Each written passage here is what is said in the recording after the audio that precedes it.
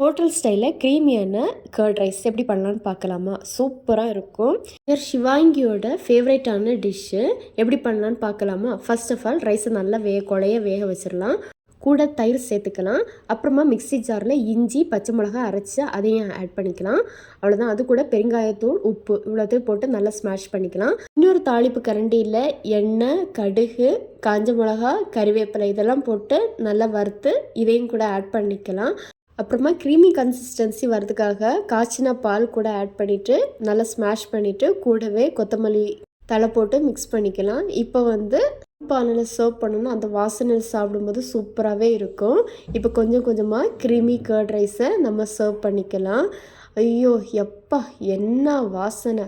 சூப்பராக இருந்துச்சு. அது க்ரீமி அந்த கன்சிஸ்டன்சியும் சூப்பராக இருந்துச்சு.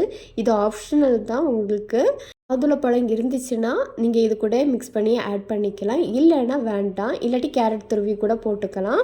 சூப்பரான க்ரீமியான கர்ட் ரைஸ் வீட்டிலே எப்படி சூப்பராக பண்ணிக்கலாம். இந்த மாதிரி பண்ணி சாப்பிட்டோன்னா நம்மளுக்கு டைஜஸ்டிவ் இஷ்யூஸ் இருந்துச்சுன்னா நிமிஷத்தில் காணாமல் போயிடும். மண்பானையில் பழைய காலத்து விதத்தில் நம்ம சாப்பிட்டோன்னா அவ்வளோ ஹெல்த்தியாக சூப்பராக இருந்துச்சு.